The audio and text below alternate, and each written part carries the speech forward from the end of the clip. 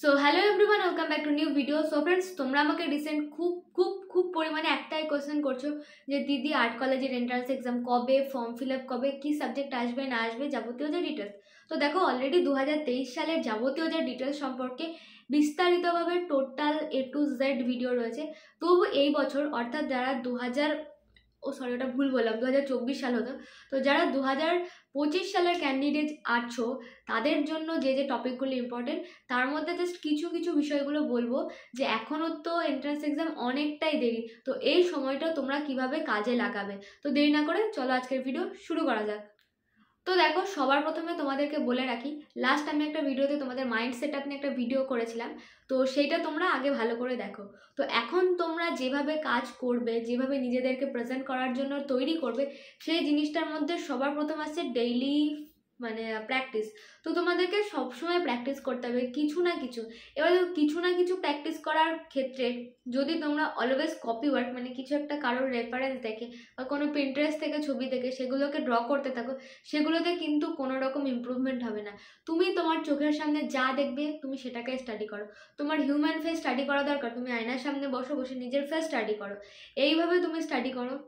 যদি তোমাদের মনে হয় ফিগারের কম পড়ছে, তোমরা বাইরে কোথাও বেরিয়ে যাও ঘর থেকে, কোনো একটা পাড়ার মোড়, ক্লাবের মোড়, এই সমস্ত জায়গায় গিয়ে বসো। খুব যদি মনে হয় যে আমি বেশি করে করবো, তোমরা চাইলে স্টেশন যেতে পারো। ওখানে অনেক সময় প্রচণ্ড গ্যাদারিং হয়ে থাকে, তো কাজ করা যায় না। তো আমি বলবো লোকালয়, ধরো কোনো একটা বাজারের একটা সাইট, কোনো একটা মার্কেটের সাইট, সেখানে তোমরা বসে রেগুলার ফিগারগুলো দেখলে, সেগুলোকে ড্র করলে, এইভাবে তোমাদের কিন্তু ইমপ্রুভমেন্ট আসবে। এবং আমরা কি করি, কোনো পড়াশোনাকে মুখস্থ করার জন্য সেটাকে রিপিট বাই রিপিট পড়তে পড়তে মুখস্থ করি। ছবি আঁকাটার ক্ষেত্রে ওই ফিগারের প্রপোর্শনগুলো কিছু এমন বিষয়, এই যে ধরো কেউ একজন এইভাবে দাঁড়িয়ে আছে, তার এই যে হাতের যে স্ট্রাকচারটা, এটা কিন্তু একদিন আঁকলে হয় না। এটাকে যদি তুমি দীর্ঘদিন ধরে স্টাডি করতে থাকো, আজ একটা আঁকলে, কাল একটা আঁকলে, আবার একটু অন্যরকমভাবে আঁকলে, তাহলে কিন্তু এই বিষয়গুলো তোমাদের মাথায় সেট হয়ে যাবে।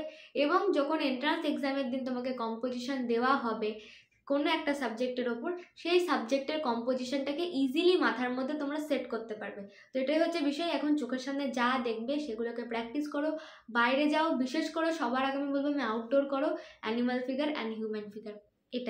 এটা হচ্ছে ফার্স্ট পয়েন্ট। তার পরবর্তী পয়েন্টগুলো পরে দেখা যাবে। তো এখন তোমরা আপাতত মোটামুটি প্রতিটা দিন এইচএসের পর এবং এখন থেকে যতদিন না এন্ট্রান্স এক্সাম হচ্ছে ততদিনের আগের দিন পর্যন্ত তোমরা রেগুলার স্টাডি করো এবং প্র্যাকটিস করো। স্কেচ, জাস্ট ফিগার ড্রয়িং এবং ফিগারের ডিটেল, যে জিনিসটা ধরবে এটা ডিটেল, সাপোজ একটা যদি হাত এইভাবে আঁকো, এই নখের এই জায়গাটা আঁকাও বাদ রাখবে না, এরকমভাবে যে স্টাডি করো এবং আঁকতে থাকো, তাহলেই হয়ে যাবে। ব্যাস এইটুকুই বলার ছিল। তোমরা এখন এইভাবে জাস্ট প্র্যাকটিস করতে থাকো, তাহলেই আগামী 2-3 মাসের মধ্যে নিজেদের ইমপ্রুভমেন্ট দেখতে পারবে। যে ফার্স্ট এন্ট্রান্স এক্সাম যখন আমি দিয়েছি লাইফে, আমার স্কিল কেমন ছিল, এবং নেক্সট ইয়ার আমি যখন এন্ট্রান্স দিচ্ছি আমার এন্ট্রান্সের সময়কার যে স্কিল, সেটা কি দাঁড়ালো।